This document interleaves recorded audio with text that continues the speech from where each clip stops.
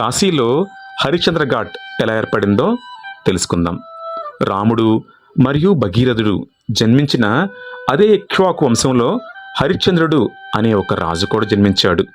ఈ హరిశ్చంద్రుడు ఎంతటి గొప్ప రాజు అంటే తన జీవితం మొత్తంలో ఒక అబద్ధం కూడా చెప్పలేదు, ఒక అధర్మమైన పని కూడా చేయలేదు. అయితే హరిశ్చంద్రుడి గురించి తెలుసుకున్న దేవదేవతలు, సప్త ఋషులు అతన్ని పరీక్షించాలి అని అనుకుంటారు. అలా ఆ దేవుళ్ల కోరిక మేరకు ఒకరోజు విశ్వామిత్రుడు హరిశ్చంద్రుడి కలలో కనిపించి, ఓ రాజా, మీరు చాలా గొప్పవారని, అడిగింది లేదనకుండా ఇస్తారని విన్నాను. ఇది నిజమేనా? నేను ఏ దక్షిణ అడిగినా కూడా ఇచ్చేస్తారా అని అడుగుతారు. దానికి హరిశ్చంద్రుడు, ఓ మహర్షి, మీరు విన్నది నిజమే. మీరు అడిగింది కనుక నా దగ్గరుంటే నిస్సంకోచంగా ఇస్తాను, ఏం కావాలో అడగండి అని అన్నారు.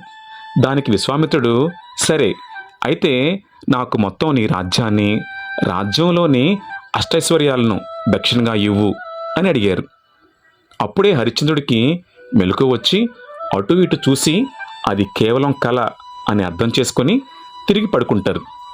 అయితే మరుసటి రోజు ఉదయం హరిశ్చంద్రుడు తన సభలో ఉన్నప్పుడు అక్కడికి విశ్వామిత్రుడు వచ్చి, హరిశ్చంద్ర, నాకు నీ రాజ్యాన్ని, అష్టైశ్వర్యాలను ఇస్తానని మాటిచ్చావు, మర్చిపోయావా అని అడుగుతారు.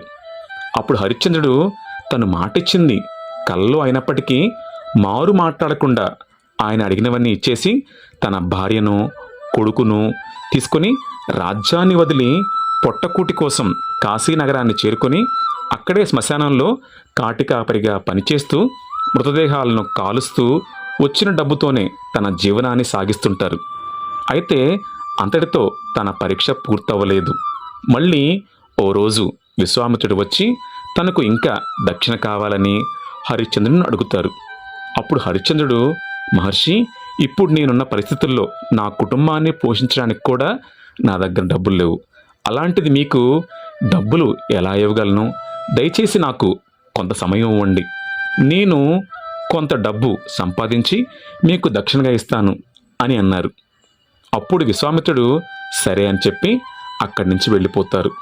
అయితే ఇక ఆ రోజు నుంచి ప్రతిరోజు గంటల తరబడి పనిచేస్తూ విశ్వామిత్రుడి దక్షిణ కోసం డబ్బులు జమ చేస్తూ ఉంటారు.